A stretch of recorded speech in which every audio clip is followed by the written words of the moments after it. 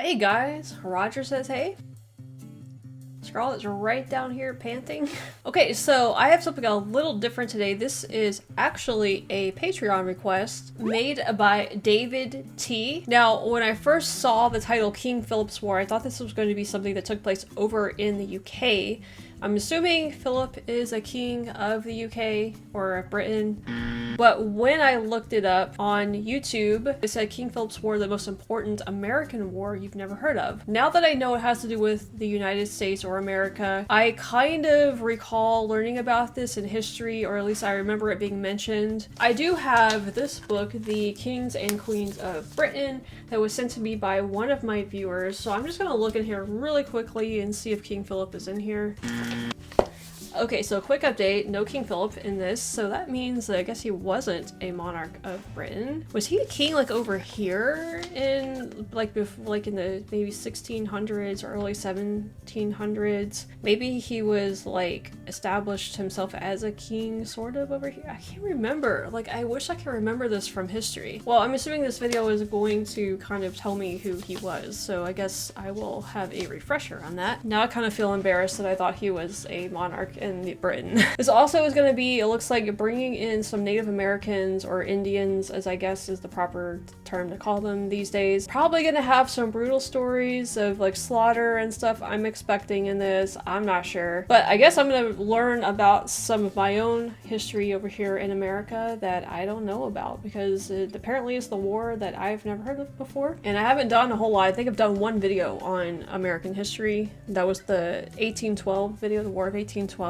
So this will be my second video on this channel out of all of them that I'm doing on America, on the United States. Of course, I don't think it's the United States yet in this video, but we'll see. I'm in the woods of Wayland, Massachusetts. This is the town where I grew up. This part of town is mostly conservation land, but that wasn't always the case.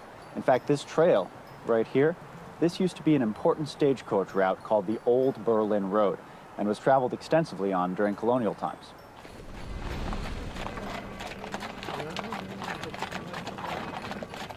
These foundations are all that remain of a tavern that was once on the Old Berlin Road, a popular waypoint for travelers.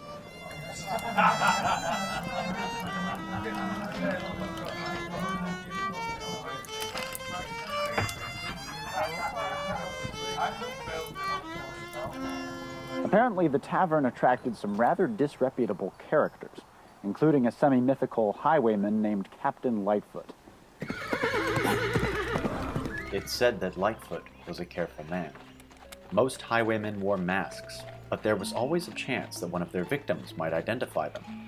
So Lightfoot left nothing to chance. According to local legend, a later owner of the tavern found 13 skeletons buried beneath the floorboards. It's been known as the Tavern of the Damned ever since. There's a rich, forgotten history in this privileged suburban town. It's reflected in the ancient cemeteries, the historical markers, and on street signs. Place names can tell you a lot about history, and if you drive around here, you notice one name pop up over and over. King Philip, King Philip, King Philip. But who was King Philip? Was he some French monarch who invaded New England? A mad rebel with ambitions to establish his own empire in the New World? Oh my god, would he be French instead of British? Wow.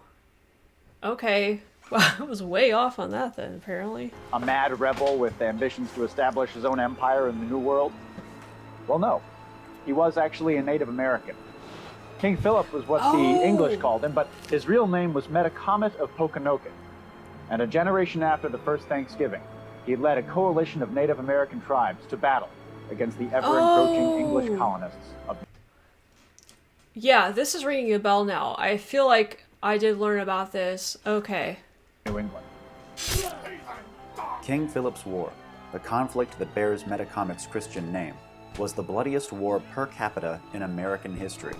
It shaped our national psyche, irrevocably changed the way colonists and Indians saw one another, and opened the door to Anglo-American domination of this continent. In history class, this is what they tell you about the founding of our country. In 1620, the Pilgrims landed.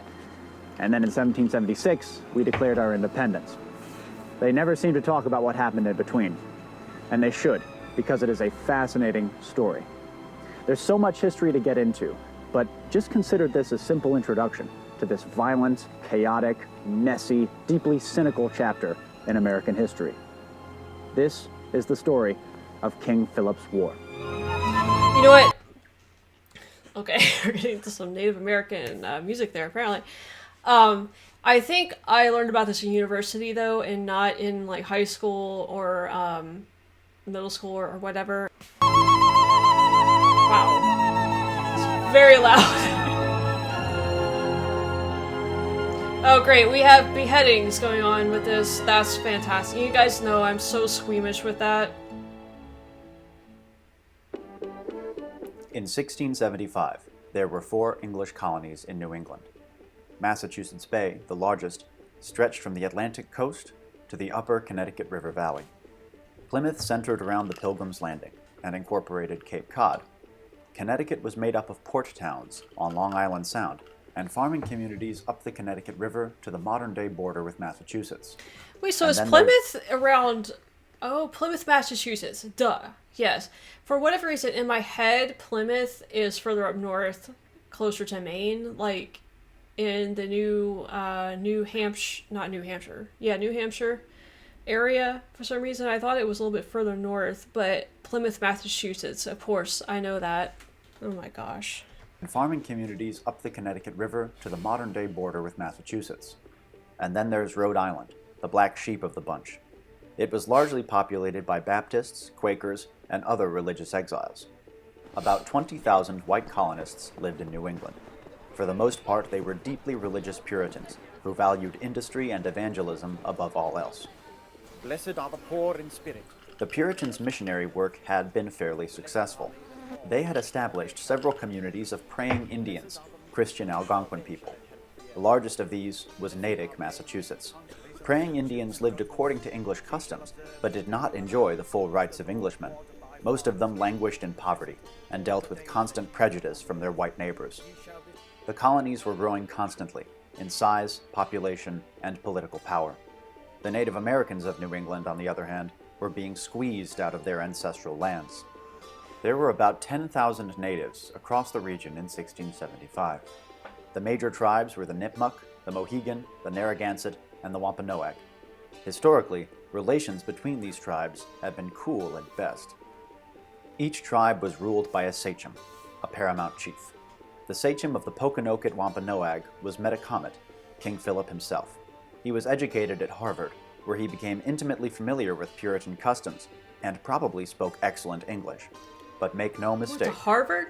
Though he had spent much of his life amongst Europeans, he was not their friend. In January 1675, Josiah Winslow, governor of the Plymouth colony, took a meeting with John Sassamon, a praying Indian. Sassamon warned him that Metacomet was planning a major offensive against the English. His goal? To drive them back into the sea. Later that month, John Sassamon's body was found beneath the ice of Assawampset Pond. His neck had been broken. Jeez, the sound effects of this thing are freaking me out. The English arrested 3 Wampanoag men in connection to the murder. Another praying Indian testified against them, and in June 1675, they were hanged. Soon word of the executions reached Mount Hope, Metacomet's homeland. The Wampanoag were outraged. In their view, the English had exceeded their authority and set a dangerous precedent. 2 weeks later, a band of Wampanoag warriors burned the town of Swansea in Plymouth to the ground and slaughtered many of its inhabitants. The English responded quickly.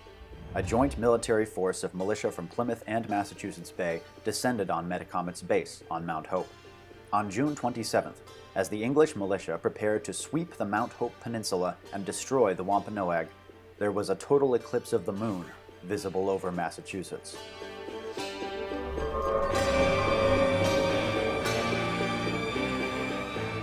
The militia grew apprehensive. Some said the eclipse, which lasted over an hour, was an evil omen. The Indians, however, saw it as a sign that ultimate victory would be theirs.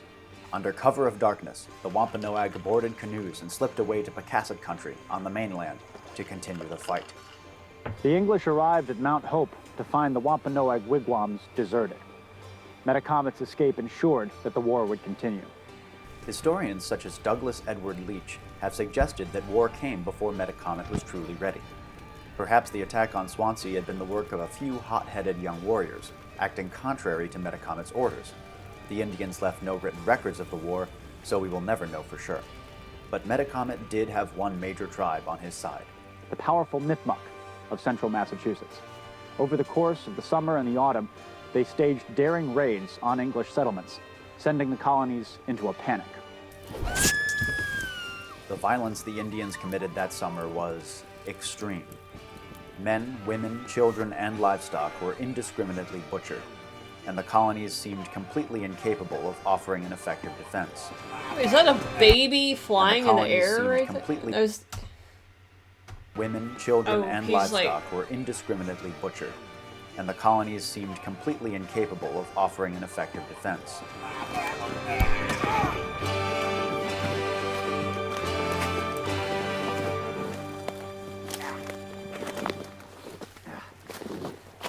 The English militia commanders fighting in King Philip's War were mostly veterans of the English Civil War, and they were used to fighting on the green, verdant battlefields of their home country.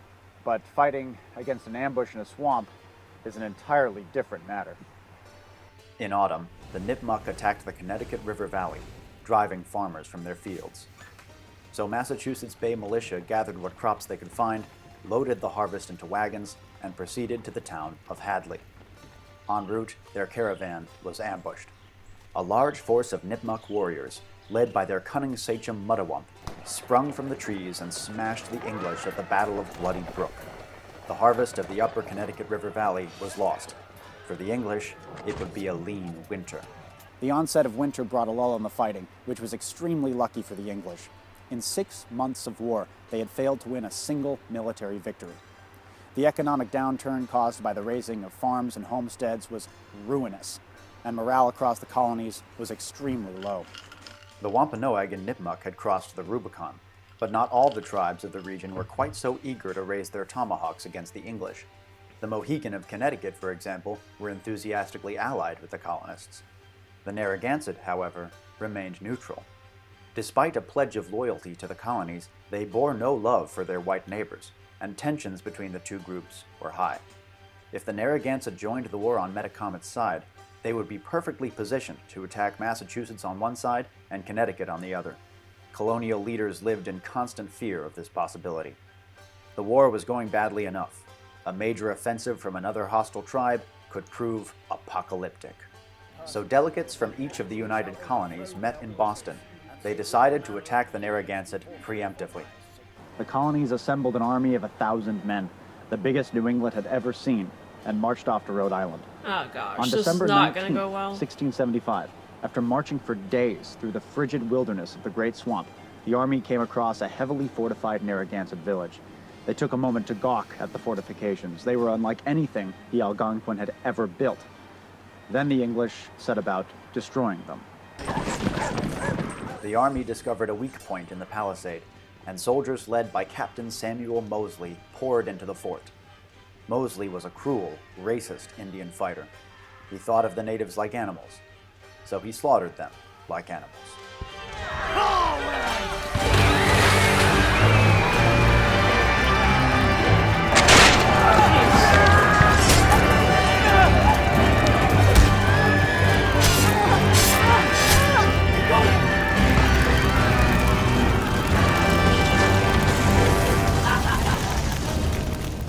When the smoke cleared, 600 Narragansett warriors and civilians were dead. Puritan historians described the Great Swamp Fight as a glorious victory. It was, in truth, a needless slaughter that forced the Narragansett into the war. Meanwhile, Metacomet and the Wampanoag wintered west of the Berkshires, in the colony of New York. There he attempted to convince the Mohawk tribe to enter into the war on his side. Instead, the Mohawk turned on him and nearly destroyed his army. Metacomet returned to Massachusetts in February 1676, his army crippled and his reputation damaged beyond repair.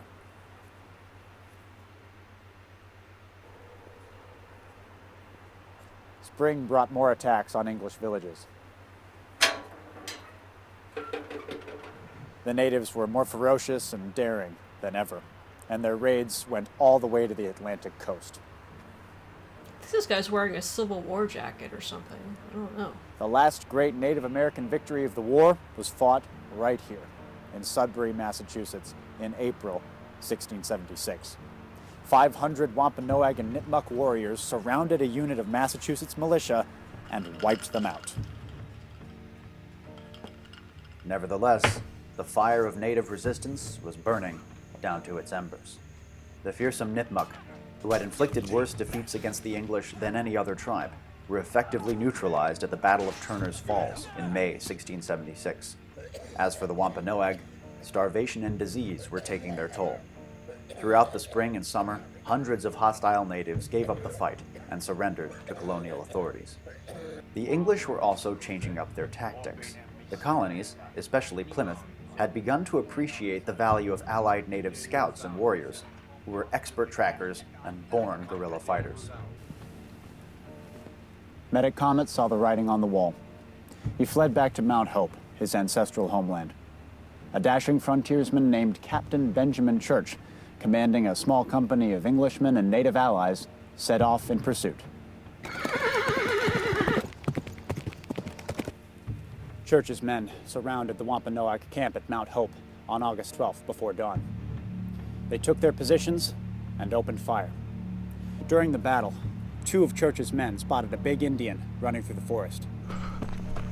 One of them, an Englishman, drew bead with his rifle, pulled the trigger, and the piece misfired. So his companion, a praying Indian named John Alderman, shouldered his rifle, took careful aim, and killed the fleeing man. The 2 men approached the big Indian's corpse. They recognized him immediately. Metacomet of Pokanoket, sachem of the Wampanoag, known to white men as King Philip. Captain Church! We got him! Apparently, Alderman cut off King Philip's hand, kept it in a jar, and showed it to people at taverns for a fee. That's great. King Philip was dead, but several of his men survived the August 12th battle, including his shrewd chief lieutenant, the aged Anawan. Captain Church, acting on information provided by Wampanoag prisoners, tracked Anawan to his camp, descending down a sheer cliff face to achieve the element of surprise. But instead of fighting, Anawan decided to take a meal with Benjamin Church. He even presented him with Metacomet's own belt of wampum as a sign of respect. Despite Church's protests, though, Anawan was taken in chains to Plymouth and later executed.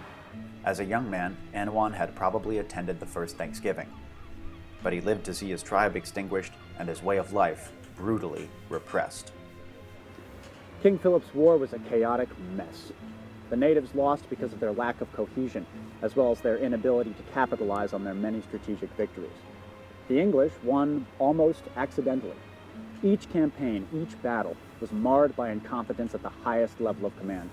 In fact, officials in London were so unimpressed by colonial leadership during the war that in 1686, they passed legislation that directly reasserted their control over their American colonies. Not until 1776 would Americans enjoy nearly as much independence. Most crucially, King Philip's War set a precedent for how Anglo-Americans would treat Native Americans, namely with slaughter, enslavement, and confinement on reservations. Throughout the war, hundreds of praying Indians who were suspected of colluding with the enemy were banished to a barren, windswept rock in Boston Harbor called Deer Island. Many of them starved or froze to death there. It was a deplorable policy, motivated by paranoia and blind hatred, and eerily foreshadowed Japanese internment during World War II. Naturally, the newcomers looked about with some curiosity.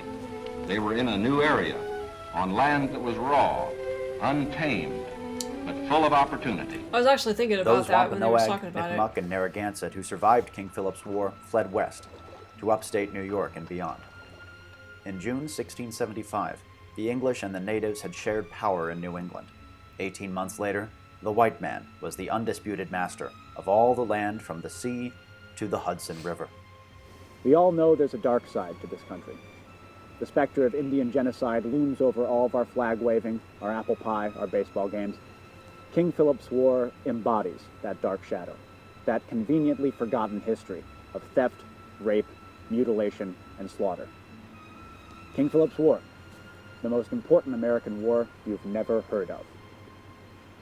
Alright, yeah, I have heard of King Philip's War, actually. Like I said, I do remember, I think, learning about that in, at some point. I don't remember when. I think it was university, like I said. Yeah, now I'm really, really embarrassed that I was looking him up in the freaking British monarch, like, Kings and Queens book, and then I thought he was French. Yeah, this is a touchy subject. I don't really like getting into politics and, like, super controversial things on my channel. I have my own viewpoints on, you know, what happened with all of this, and some people agree with me, some people don't. I'll just say that there was a lot of conflict that happened, you know, between the colonies and the Native Americans or the Indians is not a black or white issue. And I sort of agree with the guy and what he said at the end. Some stuff, though, I might look at slightly differently than him. I'm, of course, not for a genocide of anybody. I think that that's a really horrible thing to do. Just like any other country, you know, we've done some, you know, some really bad, questionable things in our past. However, we've also done a lot of really good things as well. So I don't think that one necessarily negates the other. It's just, it is what it is, and you've got to acknowledge both, I think. So I will say that the general impact of this video on me is more of just letting me know how little I know about this era of American history. The relationship between the natives and the colonizers is extremely complex. You've got so many different factions, you've got so many different factions within the colonizers, you've got so many different factions within the different tribes, you've got different alliances going on for different reasons. You know, we tend to have more of just like a really recent view of things here, and we kind of put a lot of this stuff out of our minds. And obviously, like you said, we don't really learn a whole lot about it either. So I think most Americans have just a very, very simplistic view of our history, you know, like we are taught in school. And videos like this are just a reminder of just how much more there is, you know, that actually happened back then. And like some of this is just weird to me. Like some of it was very recognizable. Like I think it really explains America's fascination with religion and evangelism in a way that the rest of Europe is not. It's because all of those people that were interested in that came over here and established this country. And also King Philip, like I want to look into this guy a little bit more. He went to Harvard. I'm gonna have to do a video too on him just to learn more about him. Anyway, David, appreciate the suggestion. Definitely opened my eyes a little bit to some American history that I wasn't very familiar with, and also you kind of triggered this memory of King Philip that I had totally forgotten about from school. So if you know of any good videos that I could watch on him, let me know as well. So anyway, that's it for King Philip's War. If you enjoyed this video, I appreciate a like and a subscribe if you haven't done that yet. And also you'll find the links to my social media, Discord, and Patreon in my pinned comment and the description. Roger here, and I thank you guys for watching as always. Scarlett does too. And we'll see you next time.